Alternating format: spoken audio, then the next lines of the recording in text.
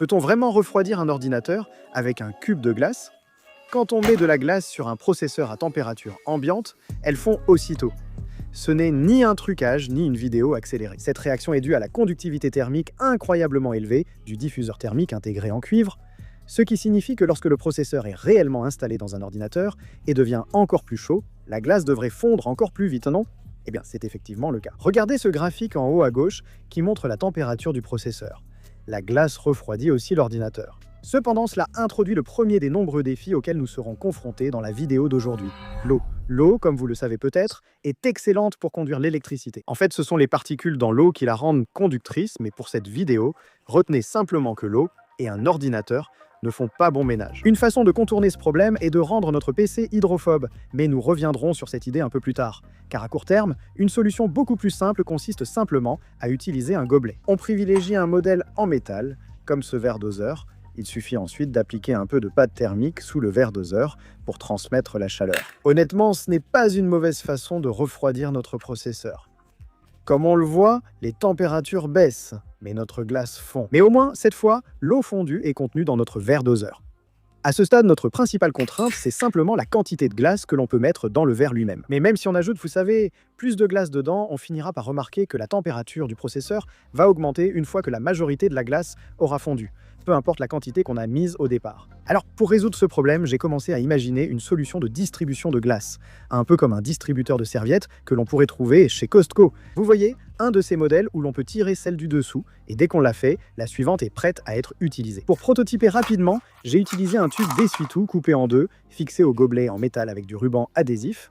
Je sais, c'est très high-tech. Mais maintenant, j'avais un endroit pour verser encore plus de glace, avec seulement les deux glaçons au fond de chaque côté qui pouvaient entrer en contact avec le métal. La surface de contact réduite entraîne des températures initialement plus élevées qu'avec des glaçons directement dans le gobelet.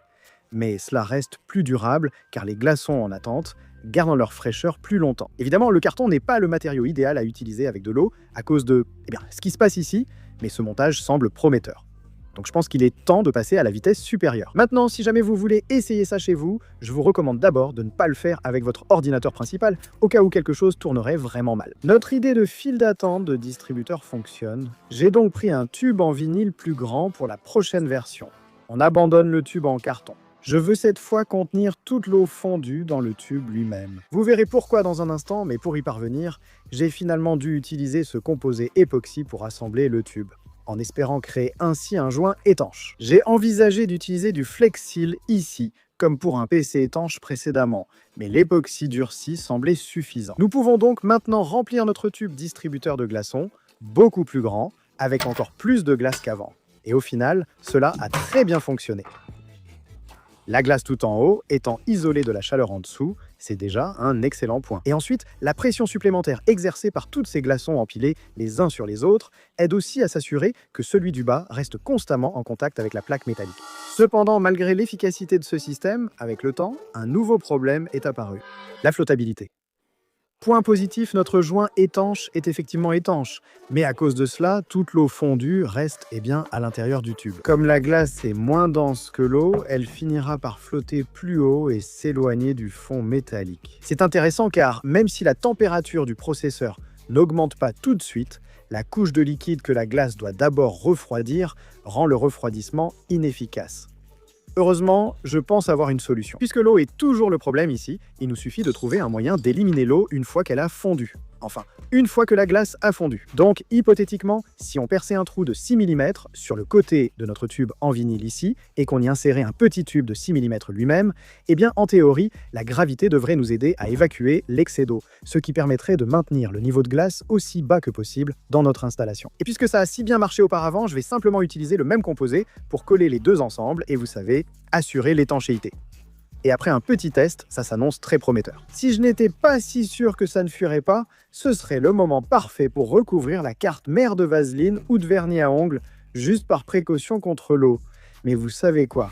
Vivons dangereusement. Il est temps de mettre ce PC refroidi avec des glaçons à l'épreuve.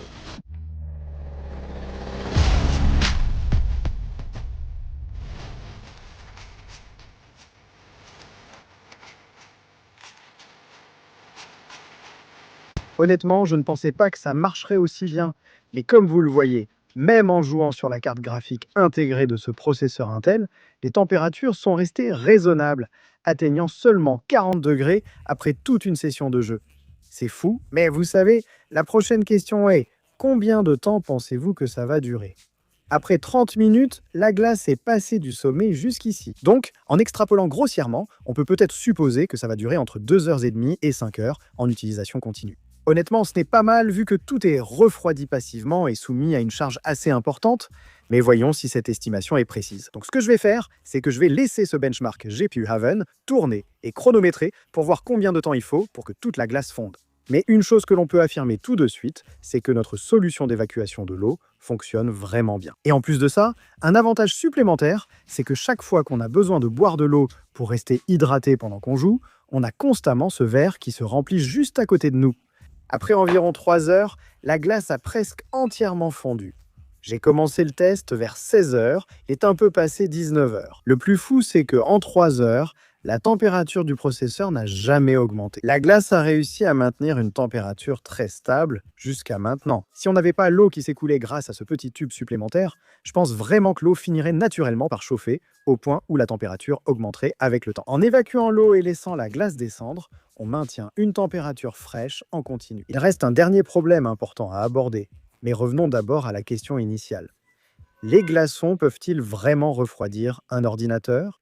Et la réponse est oui, absolument. Et honnêtement, sans trop bricoler, on peut assez facilement contourner les principaux inconvénients liés à l'utilisation de glaçons pour refroidir un ordinateur. Tout ce qu'il a fallu, c'est littéralement un verre doseur et quelques tuyaux. Mais la prochaine grande question, c'est: est-ce que c'est pratique? La réponse évidente est: eh bien non. Avec les ventilateurs et AIO, cela ajoute beaucoup de travail car il faut remettre des glaçons à chaque utilisation de l'ordinateur. Mais en fait, je trouve quelque chose d'assez intéressant à propos de cet inconvénient. C'est peut-être juste parce que ça semble nouveau, mais avoir une limitation physique à l'utilisation d'un appareil électronique, c'est plutôt cool.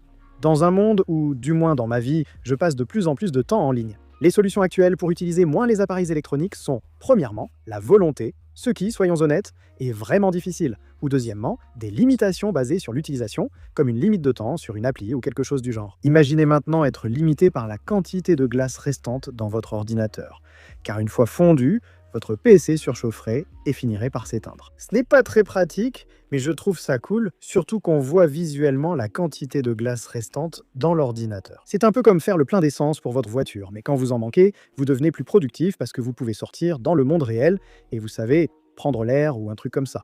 Imaginez dire à votre pote: je ne peux jouer que pour 5 glaçons de plus, et après je dois arrêter, vous voyez? C'est plutôt cool. Mais bon, le dernier problème avec cette configuration, que vous avez peut-être remarqué, c'est l'orientation. En général, la carte mère de votre ordinateur n'est pas horizontale. La plupart des gens ont leur carte mère à la verticale, ce qui rendrait cette installation de refroidisseur à glace encore plus compliquée. Si seulement il y avait un autre composant qui chauffait énormément, qui devait être refroidi activement avec un ventilateur et qui était généralement en position horizontale. Si vous pensez comme moi, la carte graphique serait un bien meilleur candidat pour notre refroidisseur à glace que le processeur. Après tout, si on ouvre cette carte graphique ici, on peut voir qu'on a bien un accès complet à un processeur ici, sur lequel notre verre doseur peut reposer. Et honnêtement, il y a encore moins de contraintes du côté du VRM ou de quoi que ce soit d'autre qui pourrait nous gêner. Bien que cela pose un autre problème d'orientation, car les GPU ont généralement leur processeur orienté vers le bas. Mais techniquement, rien ne nous empêche d'installer notre GPU normalement. Puis là, vous savez, de retourner complètement notre PC pour que le processeur du GPU soit entièrement exposé vers le haut. Dites-moi maintenant si vous pensez que nous devrions continuer à expérimenter le refroidissement de notre GPU avec de la glace, ou si c'est tout simplement trop ridicule pour continuer à bricoler avec ça. Dites-moi en commentaire si vous utiliseriez un refroidisseur refroidi par de la glace pour votre ordinateur. C'est tout pour aujourd'hui.